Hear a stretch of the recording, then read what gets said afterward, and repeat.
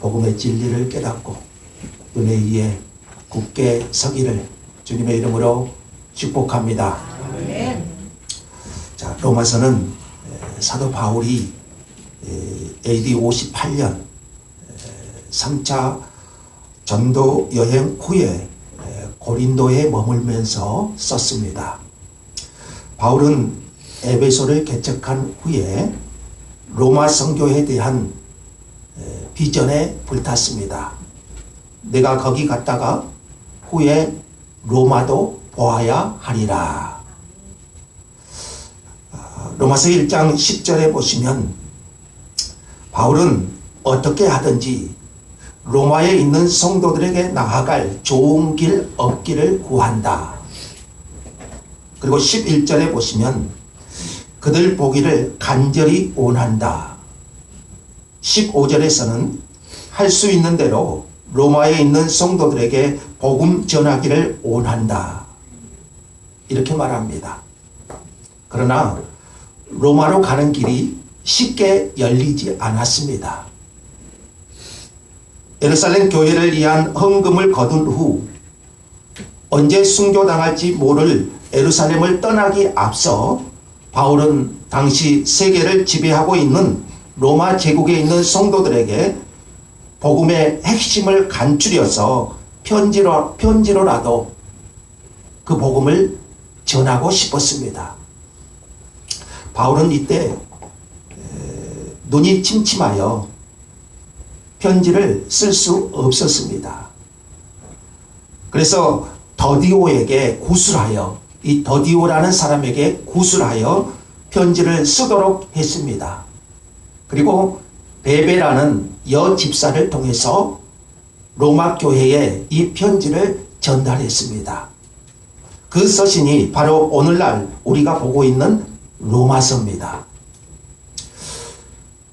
로마서는 기독교의 복음 진리와 모든 성도들의 삶을, 그러니까 우리 성도들의 삶을 체계적으로 기록한 책입니다. 로마서는 동서고금에 걸쳐 수많은 학자들이 그 중요성을 강조했습니다. 대형 박물 관장이었던 필립스라는 사람은 이렇게 말했습니다. 온 세계를 다 준다고 해도 대형 박물관과 맞바꾸지 않겠다. 그러나 나는 만일 바울이 친필로 쓴 이 로마서 한 페이지만 가져온다면 대형 박물관과 맞바꾸겠다. 슈페너라는 성경학자는 이런 말을 했습니다. 성경을 하나의 반지로 비유한다면 로마서는 그 반지의 보석과도 같다. 마틴 루터는 로마서는 신약 성경의 중심부요 순수 복음이다. 이렇게 말했고, 칼빈은 로마서를 공부하지 않으면 성경을 이해할 수 없다. 또 어떤 학자는 천재지변으로 온 세계의 성경책이 없어진다고 할지라도 로마서만 있으면 충분히 구원을 얻을 수 있다. 이렇게 말했습니다. 또 많은 사람들이 이 로마서를 통해서 변화되었습니다. 어거스틴이 변화되었고 루터가 변화되었고 이 로마서 말씀에 의해서 종교 개혁이 일어났습니다. 로마서 말씀으로 기독교가 형성되었고 세계 역사가 변했습니다. 로마서는 개인과 세계를 변화시킨 귀한 하나님의 말씀입니다. 아멘. 이처럼 보배로운 로마서 말씀을 함께 나누게 하신 하나님께 감사를 드립니다. 아멘. 로마서 말씀을 통해서 복음의 기초를 견고히 하고 은혜 이해 굳게 서기를 기도합니다. 아멘. 자, 1절 말씀은 자신을 소개한 내용입니다. 로마서의 저자가 누구죠? 바울이죠. 바울 자신을 소개한 내용입니다. 자, 헬라식의 편지 쓰는 간습은 우리와는 좀 달라요. 우리는 편지 쓸 때 어떻게 씁니까? 제일 먼저 사랑하는 누구에게, 그리고 편지 내용을 쓰고 그 마지막은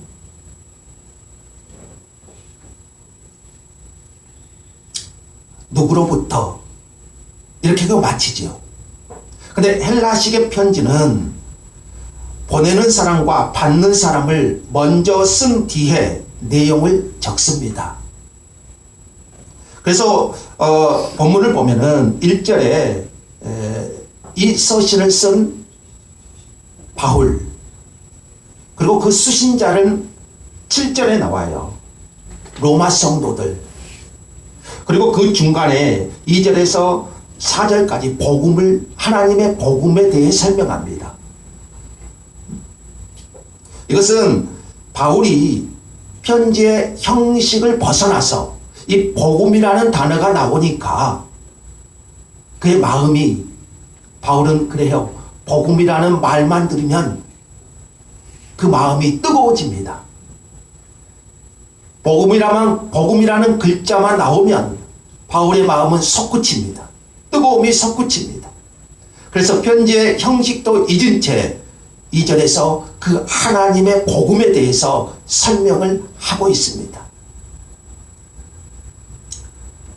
자, 먼저 1절에서 바울은 자신을 세 가지로 소개하고 있습니다. 바울은 예수님과의 관계성 속에서 먼저 자신을 소개합니다. 예수 그리스도의 종 바울은, 먼저 바울은 자신을 예수 그리스도의 종이라고 소개합니다. 여기서 종은 노예를 말합니다. 오늘날은 노예 제도가 없지요. 그래서 이 노예가 얼마나 천한 신분인지 실감이 나지 않습니다. 당시 로마 인구가 120만 명 정도 되었는데 그 중에 약 40만 명이 노예입니다. 그러니까 세 사람 중에 한 사람이 노예꼴입니다. 노예는 오늘날 공장의 기계나 다를 바가 없었습니다. 그는 사람이 아니라 생산 수단에 불과했습니다. 노예와 당나귀는 똑같다. 다만 노예는 말을 할 줄 알고 당나귀는 말을 할 줄 모른다. 그 차이예요. 노예는 사람 대접을 받지 못했습니다. 종은 주인의 소유물입니다. 자기의 생명까지도 주인의 손에 달려 있습니다. 주인에게 목숨을 들여서라도 순종을 해야만 했습니다. 이런 종에게는 자기 생각이 있을 수가 없습니다. 그런데 바울은 본래 예수 그리스도의 종이 아니었습니다. 오히려 예수님에 대한 증오심이 가득 차서 예수 믿는 자들을 핍박하고 하나님의 교회를 핍박하던 그런 사람이었습니다. 그런 그가 오늘날 예수 믿는 사람을 죽이려고 다메섹으로 가는 중 부활하신 예수님을 큰 빛 가운데 만나게 됩니다. 바울은 반항할 수 없었고 도망갈 수도 없었습니다. 부활하신 예수님을 만난 후 바울의 삶은 변화되었습니다. 예수 믿는 자를 핍박하고 하나님의 교회를 박해하던 삶에서 예수님을 주인으로 모시고 사는 주님의 종으로 변화되었습니다. 그는 예수님의 종으로 사는 것이 험난하는 것을 알고 있었지만 예수님의 종으로 살고자 결단했고 어디를 가든지 자신을 예수 그리스도의 종이라고 자랑스럽게 소개합니다. 그가 비록 종이라고 하지만 인류의 구세주이신 예수 그리스도의 종이기 때문입니다. 그러면 바울만 종이고 우리는 종이 아닌가요? 우리는 신자로 살면 되고 바울은 종이고 우리는 신자로 살면 될까요? 그런데 바울은 로마에 있는 신자들도 자신과 똑같이 예수 그리스도의 것으로 부르심을 받았다고 말합니다. 예수님을 그리스도로 영접한 사람은 예수님의 소유, 예수 그리스도의 종입니다. 따라서 부르심을 받은 우리도 예수 그리스도의 종입니다. 아멘. 우리는 본래 죄 중에 태어난 죄의 종이었습니다. 여러분, 이 종의 본질이 뭡니까? 종의 본질은 순종과 섬김이에요. 주인에게 순종하고 섬기는, 이게 종의 본질이에요. 우리는 죄 중에 태어나 죄의 종이었어요. 너희 자신을 종으로 내주어 누구에게 순종하든지 그 순종함을 받는 자의 종이 되는 줄을 너희가 알지 못하느냐? 혹은 죄의 종으로 사망에 이르고 혹은 순종의 종으로 의에 이르느니라. 아멘. 우리는 죄의 종으로 살다가 그 죄에 이끌려 살다가 사망에 이를 자들이었습니다. 그러나 예수 그리스도를 믿음으로 말미암아 죄의 종에서 벗어나 주님을 섬기는 주님의 종이 되었습니다. 아멘. 이제 우리의 주인은 내가 아니라 예수님이십니다. 아멘. 종은 자기가 없어요. 종은 자기를 위하여 살거나 자기 뜻대로 살 수 없습니다. 우리가 살아도 주를 위하여 살고 죽어도 주를 위하여 죽나니 그러므로 사나 죽으나 우리가 주의 것이로다. 아멘. 신자와 불신자의 차이가 무엇입니까? 평소에는 잘 드러나지 않아요. 겉으로 보면 똑같습니다. 그러나 삶을 통해 구별돼요. 예수를 믿는 사람들은 예수님의 종으로 삽니다. 아멘. 반면에 불신자들은 내가 주인으로 삽니다. 여기에 분명한 차이가 있어요. 즉 종으로 살다가 결국 사망에 이르게 되고 순종의 종으로 살다가 의에 이르게 됩니다. 주님이 원하시는 대로 살고 주님의 소유된 자로 하나님의 다스림을 받고 살고 살아도 주를 위해 살고 죽어도 주를 위해 죽습니다. 아멘. 사나 죽으나 우리가 다 주의 것이기 때문입니다. 아멘. 바울은 자신을 구원하신 예수님을 마음으로 사랑해서 예수님께 모든 것을 희생하고 모든 명예를 예수님께 돌려드렸습니다. 아멘. 그리고 어디를 가든지 자기를 구원하신 그 주님이 나의 주인으로 자신은 그리스도의 종으로 고백하며 그분께만 자신의 삶을 드렸던 것입니다. 아멘. 그게 종의 삶이지요. 둘째로 바울은 사도로 부르심을 받았다고 자신을 소개합니다. 사도로 부르심을 받아 1절에 보실까요? 사도로 부르심을 받아 하나님의 복음을 위하여 택정함을 입었으니, 사도란 보냄을 받은 자, 이임을 받아 파견된 자, 그런 뜻입니다. 처음 사도라고 칭함을 받은 분은 예수님이십니다. 예수님은 하나님으로부터 보내심을 받은 사도이십니다. 사도라는 말은 처음에는 12사도에게만 썼지만, 예수님의 12제자, 12사도에게만 썼지만 나중에는 12사도와 동일한 사역을 하는 사람들에게도 사용되었습니다. 그래서 바나바도 사도였고 예수님의 동생 야고보도 사도라고 말합니다. 예수 그리스도의 십자가와 부활을 믿고 하나님의 복음을 위하여 보내심을 받은 사람들은 누굽니까? 사도라는 거죠. 아멘. 보냄을 받은 자. 바울은 어떻게 사도가 되었습니까? 부활하신 예수님은 다메섹 도상에서 빛 가운데 나타나셔서 바울을 만나주시고 아나니아를 통해서 사도로 부르셨습니다. 아멘. 그런데 바울은 이 부르심이, 바울이 부활하신 예수님을 만난 것은 분명히 다메섹 도상에서 주님을 만났어요.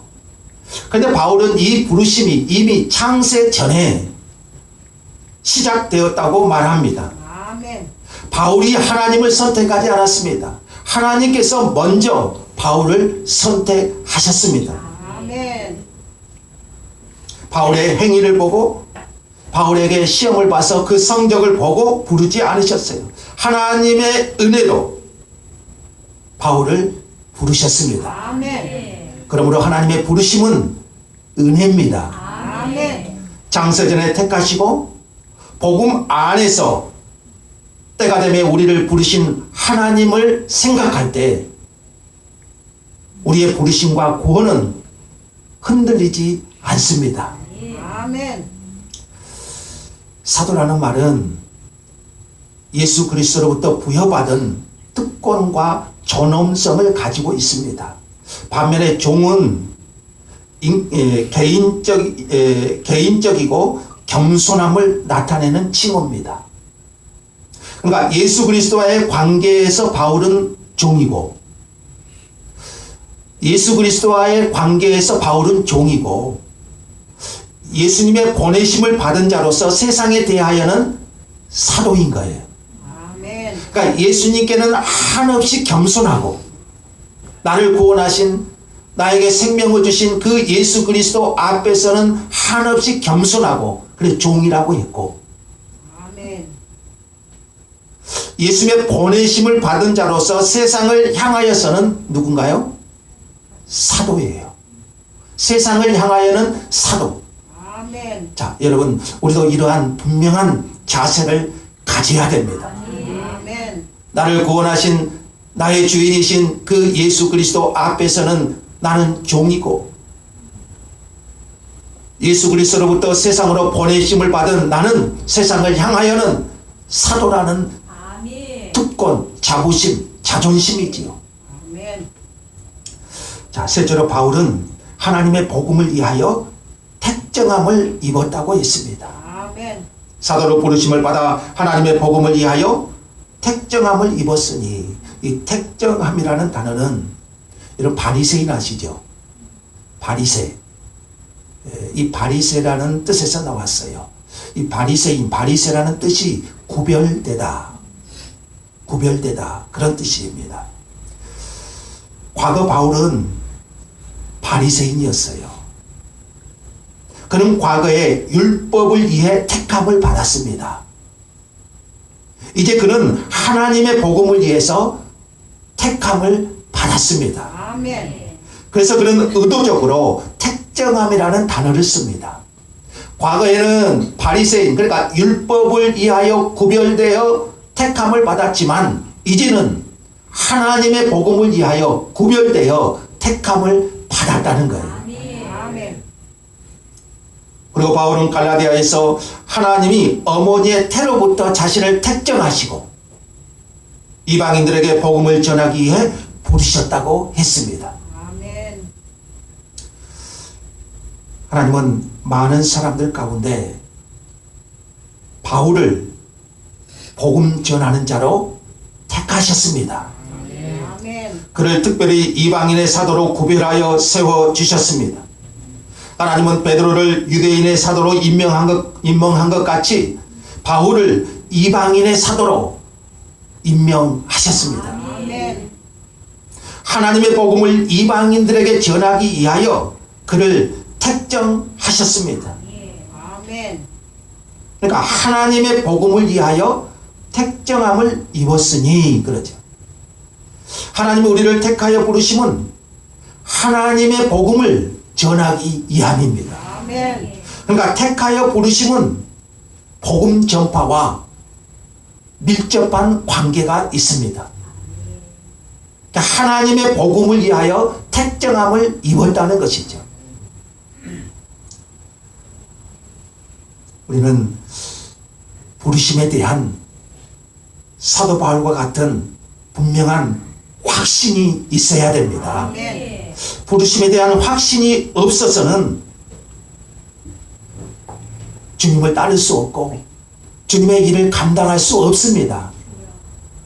저는 목사로서 하나님의 복음을 위하여 택정함을 입었습니다. 아멘. 이 부르심이 분명해야 되죠. 우리 각 사람은 하나님께서 하나님의 복음을 위하여 택정함을 입었다는 이 부르심이 분명해야 됩니다. 아멘.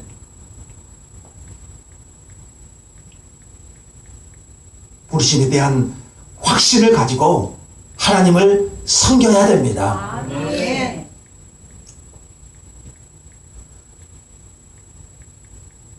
바울은 이렇게 세 가지로 자신을 소개하지요. 첫째는 예수 그리스도의 종, 여기서 하나님과의 관계에서 말한 것이고, 두 번째는 사도로 부르심을 받아, 세 번째는 하나님의 복음을 위하여 택정함을 입었으니. 아멘. 그리고 이 하나님의 복음, 이 복음이라는 말이 나오니까요, 이제 2절에서 이 복음을 설명합니다. 2절을 한번 읽어볼까요? 시작. 이 복음은 하나님이 선지자들을 통하여 그의 아들에 관하여 성경에 미리 약속하신 것이라. 아멘. 여러분, 복음은 영어로 하면 기쁜 소식이에요. 승리의 소식입니다. 과거 일본 천황이 우리나라에 항복을 했습니다. 일본 천황의 항복은 식민지 생활에 고통하는 우리 국민에게 뭔가요? 복음이었어요. 기쁜 소식이었어요. 근데 바울이 전하는 복음은 이런 민족적인 복음이 아닙니다. 모든 인류는, 모든 사람은, 모든 인간은 죄로 인하여 하나님의 진노와 저주 아래에 있고, 그래서 이 생에서 모든 비참함과 죽음 자체, 그리고 지옥의 고통을 받게 되었습니다. 천국처럼 지옥도 영원합니다. 하나님은 죄와 비참함의 상태로부터 건져내기를 원하셨습니다. 그래서 하나님이 복음을 시작하셨습니다. 복음은 성경에 미리 약속된 것입니다. 여러 선지자를 통하여 메시아를 보내시겠다고 지속적으로 약속하셨습니다. 아멘. 메시아가 다윗의 후손에서 온다고 약속하셨습니다. 처녀의 몸에서 날 것을 약속하셨습니다. 그 성경에 약속된 메시아, 그 성경에 약속된 그분이 바로 예수 그리스도이십니다. 아멘. 그래서 복음은 그 아들에 관한 것입니다. 복음은 뭡니까? 그 아들 예수 그리스도시죠. 아멘. 자, 3, 4절을 보십시오. 자, 이 아들로 말하면, 자, 복음은 누구죠?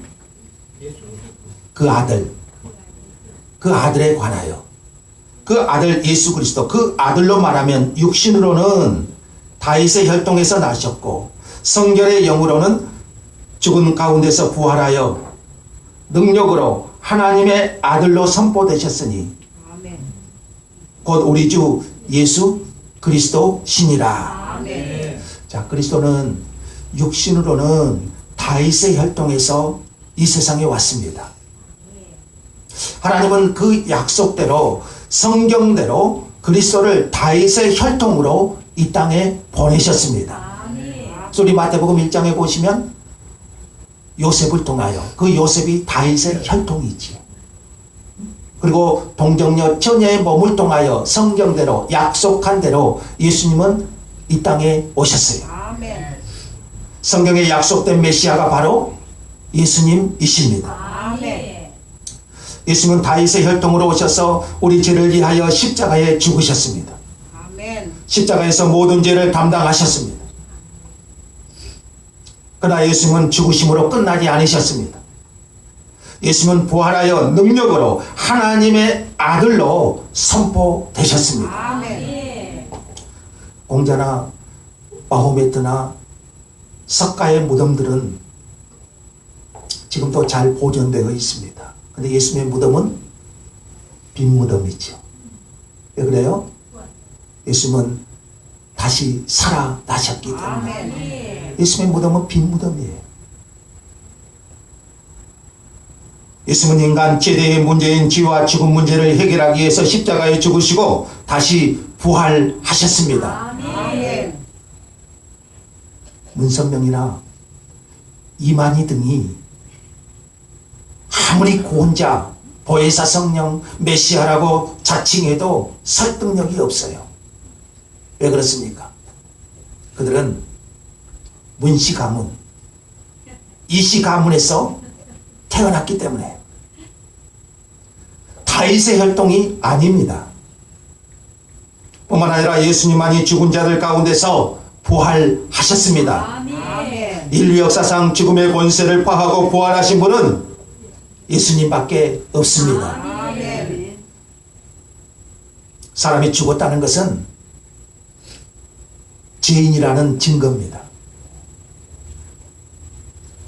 반면에 예수님이 부활하신 것은 예수님은 육신적으로는 죽으셨지만 3일 만에 다시 부활하셨어요. 예수님이 부활하신 것은 죄 없는 하나님의 아들이신 아멘. 증거인 거예요. 아멘. 예수님이 부활하셨다는 것은 인류의 원수인 사망 권세를 파하셨다는 승리의 선언인 겁니다. 아멘. 이 예수를 믿기만 하면 구원을 받습니다. 아멘. 영생을 받습니다. 아멘. 이것이 복음이에요. 아멘. 자, 이렇게 복음을 설명한 바울의 결론이 뭡니까? 4절 끝부분에 한번 보십시오. 곧 우리 주 예수 그리스도 신이라. 아멘. 예수님만이 우리 주 예수 그리스도이십니다.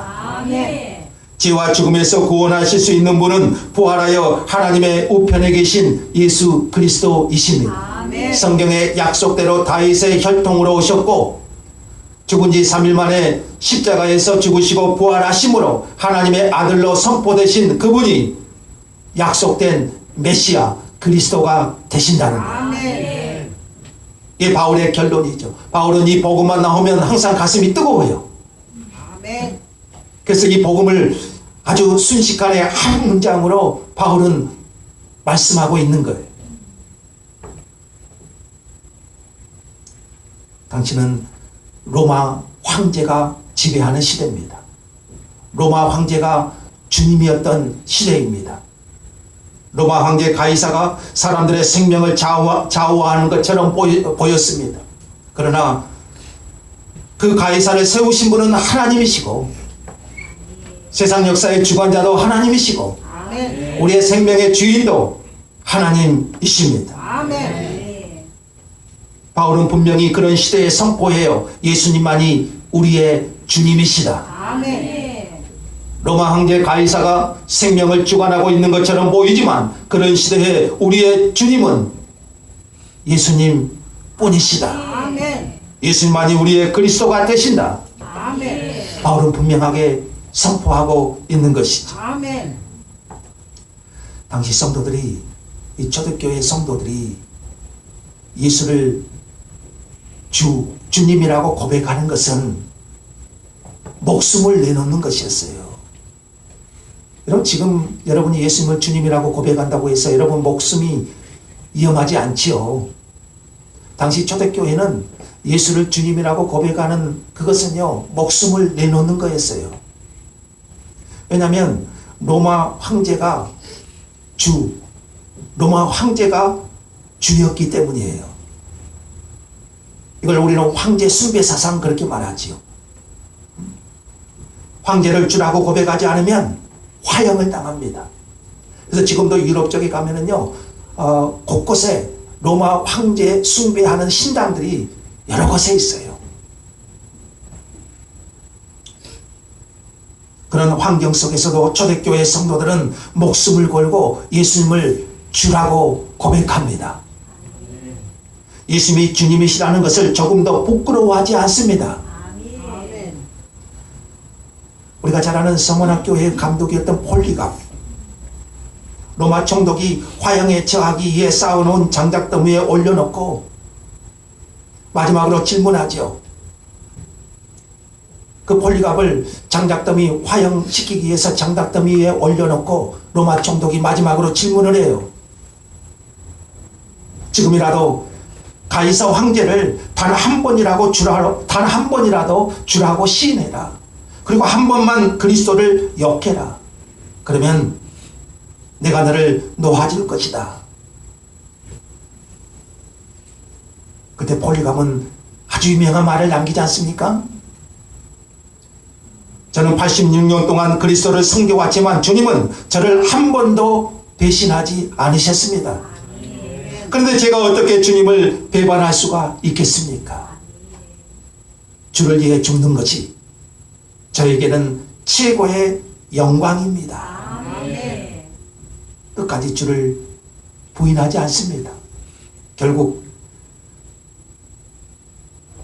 그 장작더미 위에 불태워져 순교, 죽임을 당했습니다. 여러분이라면 어떻게 하겠어요? 장작더미 위에 올려놓고 주님을 부인하지 않으면 화형을 당할 것이다. 어떻게 하겠습니까?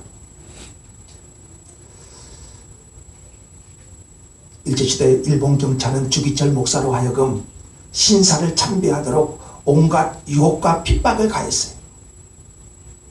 신앙을 부인하든지 예수를 부인하든지 아니면 못이 박힌 판자 위로 걸어가든지 둘 중 하나를 선택하라고 합니다. 예수를 부인하든지 아니면 못이 박힌 판자 위로 걸어가든지 어떻게 해야 될까요? 주 목사는 맨발로 못 위를 걸었습니다. 뭐가 날까요? 피가 나겠죠. 그는 끝까지 믿음을 지켰고 순교의 길을 선택했습니다. 그는 순교하면서 폴리가가 같은 아주 유명한 말을 남기지요. 소나무는 꺾여야 푸르고 향나무는 찍혀야 향이 나고 그리스도인은 순교의 피를 흘려야 아름답다. 여러분, 예수를 주로 고백한다고 해서 핍박하는 사람은 없습니다. 황제 숭배 사상도 없고 신사참배를 강요하지도 않습니다. 그러나 우리를 미혹하는 더 강한 세력이 있습니다. 사실 예부적인 핍박은 보이는 것이기 때문에 쉬워요. 그러나 보이지 않는, 지금은 그렇죠.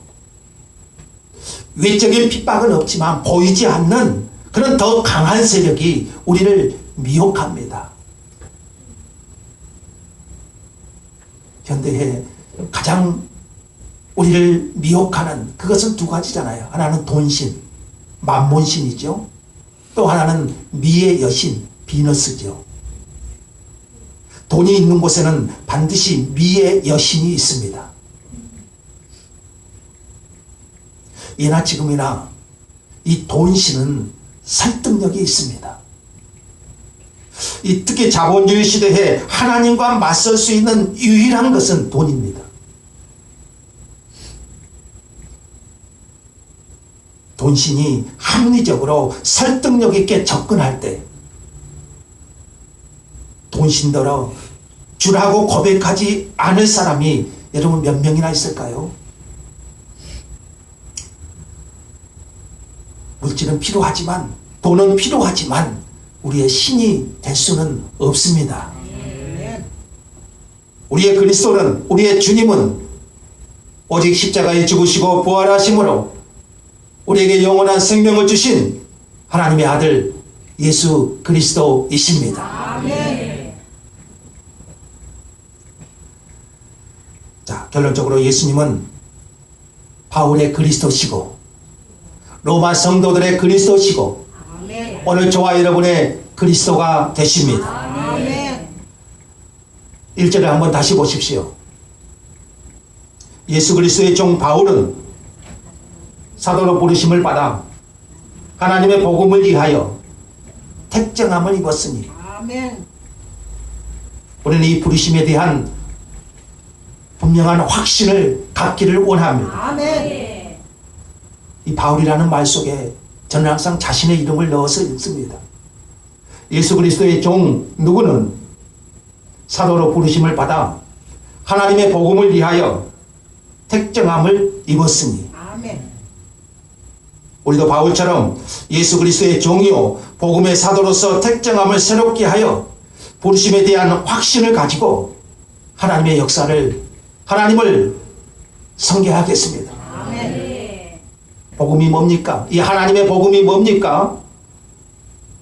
구약 성경에 예언된 약속된 메시아 예수 그리스도이십니다. 아멘. 육신으로는 다윗의 혈통에서 나셨고 능력으로 부활하신 예수 그리스도. 아멘. 그래서 4절의 결론은 이렇게 말하고 있죠. 곧 우리 주 예수 그리스도 신이라. 아멘. 주님만이 우리의 주님이십니다. 아멘. 그분이 우리의 그리스도가 되십니다. 아멘. 우리는 그분의 종입니다. 아멘. 그리고 그 복음을 위하여 사도로 부르심을 입었습니다. 아멘. 그 하나님의 복음을 위하여 택정함을 입었습니다. 아멘. 복음이 혼탁한 시대에 저와 여러분들에게 이 올바른 복음을 주시고 그 올바른 복음을 전파하기 위해서 우리를 부르신 거예요. 아멘. 그 부르심을 확신하고 하나님 안에서 그 부르심 안에서 주님을 섬기는 복된 은혜가 있기를 주의 이름으로 축복합니다. 아멘. 하나님 감사합니다. 하나님의 복음을 위하여 우리를 택정하시고 예수 그리스도 안에서 거하게 하심을 감사합니다. 아멘. 우리가 사도 바울과 같이 분명한 부르심의 확신을 가지고 우리 주님을 섬기기를 원합니다. 아멘. 그분이 우리의 주요 그리스도가 되심을 믿습니다. 아멘. 주님만이 우리의 그리스도이심을 고백하고 아멘. 그 복음 위에 그 은혜 위에 우리를 굳게 세워 주시옵소서. 아멘. 예수님의 이름으로 기도합니다. 아멘. 320장 찬송가 드립니다. 320장.